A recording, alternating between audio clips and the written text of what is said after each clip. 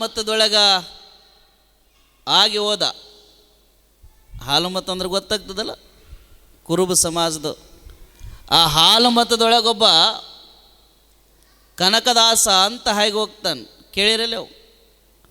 ಆ ಕನಕದಾಸ ಏನು ಮಾಡ್ತಾನಂದರೆ, ಯಾವ ಹಳ್ಳಿಗರ ಹೋಗಲಿ, ಯಾವ ಗ್ರಾಮಕ್ಕರ ಹೋಗಲಿ, ಯಾರ ಮನೆ ಮುಂದರ ಹೋಗಲಿ, ಆ ಕನಕದಾಸನ ಬಾಯಿಯೊಳಗೆ ಏನು ಬರ್ತಿರ್ತದಂದ್ರೆ ಬರೀ ಕೃಷ್ಣ ಕೃಷ್ಣ ಕೃಷ್ಣ ಅಂತಿರ್ತಾನ. ಹೆಜ್ಜೆ ಇಟ್ಟರೆ ಕೃಷ್ಣ, ಕುಂತ್ರೆ ಕೃಷ್ಣ, ಅಡ್ಡಾಡಿದರೆ ಕೃಷ್ಣ ಅಂತಿರ್ತಾನತ್ತ. ಆ ಕೃಷ್ಣ ಅಂತಕ್ಕಂಥ ಮಾತನ್ನು, ಕೃಷ್ಣ ಅಂತಕ್ಕಂಥ ನಾಮವನ್ನು ಕೇಳಿದಂಥ ಒಬ್ಬ ವ್ಯಕ್ತಿ ಆತನಿಗೆ ಪ್ರಶ್ನೆ ಮಾಡ್ತಾನ, ಅಲ್ಲೋ ದಾಸ, ಏನಿದು ಬರೇ ಇದನ್ನೇ ಹೇಳ್ಕೊತ ಒಂಟಿ ಇಲ್ಲ, ನಿನಗೆ ಸಂಪತ್ತು ಗಳಿಸ್ಬೇಕು, ಹಣ ಮಾಡ್ಬೇಕಂತೇನು ಇಲ್ಲೇನು? ಅವಾಗ ಕನಕದಾಸ ಅಂದಂತ, ಕೃಷ್ಣನ ನಾಮಸ್ಮರಣೆ, ಕೃಷ್ಣನ ಮೇಲೆ ಭಕ್ತಿ ಇಟ್ಟರೆ ಅವ್ಯಾವೂ ಕೂಡ ದೊಡ್ಡವಲ್ಲ. ನನಗೆ ಇದೇ ದೊಡ್ಡ ಸಂಪತ್ತು. ಇಷ್ಟು ಚಂದ ಮಾತಾಡಕ್ಕೆ, ಇಷ್ಟು ಚಂದ ಹೇಳಕ್ಕೆ, ಇಷ್ಟು ಚಂದ ಕೃಷ್ಣನ ನುಡಿಯನ್ನು ಹೇಳಕ್ಕೆ ಈ ಬಾಯಿ ಕೊಟ್ಟನಲ್ಲ, ಇದೇ ದೊಡ್ಡ ಸಂಪತ್ತು. ನಾ ಸಾಯೋವರೆಗೂ ಕೂಡ ಕೃಷ್ಣನ ನಾಮವನ್ನು ಹೇಳ್ಕೊತ ನಾ ಭಜನೆಯನ್ನು ಮಾಡ್ತೀನಿ ಅಂತೇಳಿ ಯಾವಾಗ ಕನಕದಾಸ ಹಂಗೆ ಹೇಳಿ ಮುಂದೆ ಬರ್ತಾನ. ಮುಂದೆ ಬಂದ ಮೇಲೆ ನೀವೆಲ್ಲ ಉಡುಪಿ ಕೃಷ್ಣನ ದೇವಸ್ಥಾನದೊಳಗೆ ನೋಡಿರಿ. ಆ ಉಡುಪಿ ಕೃಷ್ಣನ ದೇವಸ್ಥಾನದೊಳಗೆ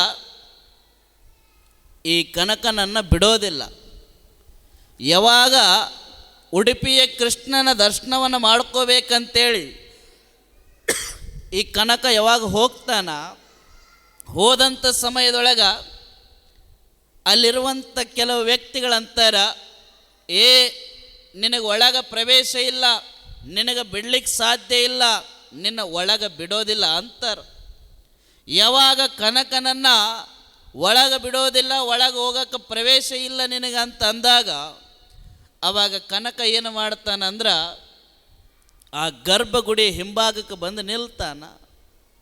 ಒಳಗಡೆ ಬಿಡ್ತಾ ಇಲ್ಲ, ನೇರವಾಗಿ ದರ್ಶನ ಮಾಡೋಕ್ಕೆ ಬಿಡ್ತಾ ಇಲ್ಲ ಅಂತ ವಿಚಾರ ಮಾಡಿ ಕನಕದಾಸರು ಏನು ಮಾಡ್ತಾರಂದರೆ ಆ ಗರ್ಭಗುಡಿ ಹಿಂಭಾಗಕ್ಕೆ ಬಂದು ನಿಲ್ತಾರ. ಆ ಗರ್ಭಗುಡಿ ಹಿಂಭಾಗಕ್ಕೆ ಬಂದು ನಿಂತ್ಕೊಂಡು ಕನಕದಾಸರು ಕೃಷ್ಣನಲ್ಲಿ ಪ್ರಾರ್ಥನೆ ಮಾಡ್ತಾರ. ಯಪ್ಪ ಕೃಷ್ಣ ಜಗದೊಡೆಯ, ಏನೋ ಇದು, ಇಷ್ಟು ವರ್ಷಗಳ ಕಾಲ ನಿನ್ನ ಜಪಿಸೀನಿ, ಇಷ್ಟು ವರ್ಷಗಳ ಕಾಲ ನಿನ್ನ ನಾಮಸ್ಮರಣೆ ಮಾಡೀನಿ, ಇಷ್ಟು ವರ್ಷಗಳ ಕಾಲ ನಿನ್ನ ನೆನೆಸ್ಕೊಂತ ನಾನು ಬಂದೀನಿ, ಒಂದು ಸಲ ಆದರೂ ನಿನ್ನ ದರ್ಶನವನ್ನು ಮಾಡಬೇಕು ಅಂದ್ಕೊಂಡೀನಿ, ಒಂದು ಸಲ ಆದರೂ ನಿನ್ನ ನಾಮಸ್ಮರಣೆಯನ್ನು ಮಾಡ್ಕೊತ ಬಂದೀನಿ, ಒಂದು ಸಲ ಆದರೂ ನಿನ್ನ ನೋಡಬೇಕಂತ ಬಂದರೆ ಯಾರೂ ಕೂಡ ನಿನ್ನ ನೋಡಕ್ಕೆ ನನ್ನ ಒಳಗೆ ಬಿಡುವಲ್ರಲ್ಲಪ್ಪ, ಒಂದು ಸಲ ಆದರೂ ನೀ ನನಗದ ಅವಕಾಶವನ್ನು ಮಾಡಿಕೊಡು ತಂದೆ. ಯಾಕ ನೀನೇ ಏನು ನನಗೆ ದರ್ಶನ ಕೊಡಬೇಡ್ದು ಅಂದ್ಕೊಂಡಿಯೋ, ಅಥವಾ ದರ್ಶನವನ್ನು ಪಡಿಲಿಕ್ಕೆ ನಾನು ಯೋಗ್ಯ ಇದೀನೋ ಇಲ್ಲೋ ಅಂತಕ್ಕಂಥದನ್ನು ಪರೀಕ್ಷೆ ಮಾಡಕತ್ತೀಯಪ್ಪ. ಸಾಯೋದ್ರೊಳಗೆ ಒಂದು ಸಲ ಆದರೂ ನನಗೆ ದರ್ಶನವನ್ನು ಕೊಡು, ನಿನ್ನ ದರ್ಶನವನ್ನು ಮಾಡ್ಕೋಬೇಕು ಕೃಷ್ಣ ಅಂತ ಯಾವಾಗ ಕನಕದಾಸರು ಗರ್ಭಗುಡಿ ಹಿಂಭಾಗಕ್ಕೆ ನಿಂತ್ಕೊಂಡು, ಯಪ್ಪ ಗುರುವೇ, ತಂದೆ ಜಗತ್ತೊಡೆಯ, ಹರೇ ಕೃಷ್ಣ, ಒಂದು ಸಲ ನನಗೆ ದರ್ಶನ ಕೊಡು ಕೃಷ್ಣ ಅಂತ ಜೋರಾಗಿ ಚೀರ್ತಾರ.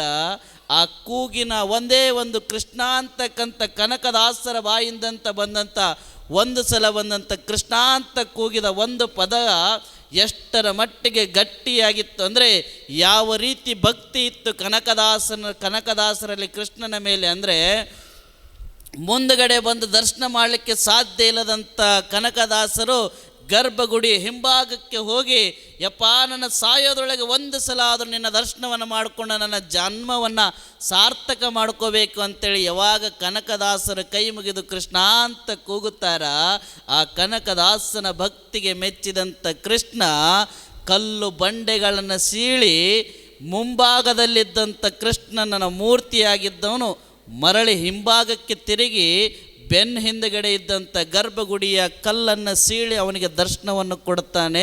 ನೀ ಎಲ್ಲಿರುವೆ ನಾ ಅಲ್ಲಿರುವೆ ಅಂತಕ್ಕಂಥ ಮಾತನ್ನು ಕೃಷ್ಣ ಕನಕದಾಸನಿಗೆ ಹೇಳ್ತಾರೆ. ಅದಕ್ಕೆ ಹೇಳ್ತಾರೆ ಏನಂತಂದರೆ, ನಂಬಿ ಕರೆದರೆ ಓ ಎಂಬನೇ ಶಿವನು ಅಂತ ಹೇಳ್ತಾರೆ. ನಂಬಬೇಕು, ಭಕ್ತಿ ಗಟ್ಟಿ ಇರಬೇಕು. ಒಂದು ಸಲ ಭಕ್ತಿ ಗಟ್ಟಿ ಇತ್ತಂದರೆ ಎಂಥ ಭಗವಂತನಾದರೂ ಕೂಡ ಮರಳಿ ನಮ್ಮ ಕಡೆ ತಿರುಗಿ ನೋಡ್ತಾನ. ಆತ ತಿರುಗಿ ನೋಡಬೇಕಂದ್ರೆ ನಮ್ಮಲ್ಲಿ ಭಕ್ತಿ ಗಟ್ಟಿ ಇರಬೇಕು. ನಾವು ಸುಮ್ಮನೆ ಹಿಂಗೆ ಇದ್ದರೆ ಭಕ್ತಿ ನಡೆಯಂಗಿಲ್ಲ. ನೀವೆಲ್ಲ ತಿಳ್ಕೊಬೋದು. ಕನಕದಾಸರ ಚರಿತ್ರೆಯನ್ನು ತಿಳ್ಕೊಳ್ರಿ, ಕನಕದಾಸನ ಬಗ್ಗೆ ಅಧ್ಯಯನ ಮಾಡಿರಿ.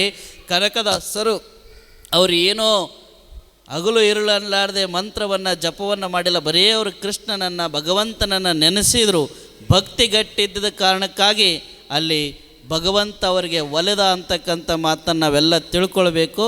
ಅಂಥ ಒಬ್ಬ ಕನಕ ಮುಂದೊಂದು ದಿನ ಈ ನಾಡಿಗೆ ಕನಕದಾಸರಾಗಿ ಸಿಗ್ತಾರೆ ಅಂತಕ್ಕಂಥದ್ದು ತಾವೆಲ್ಲ ಮನಗಂಡು ಅದನ್ನು ತಿಳ್ಕೊಂಡು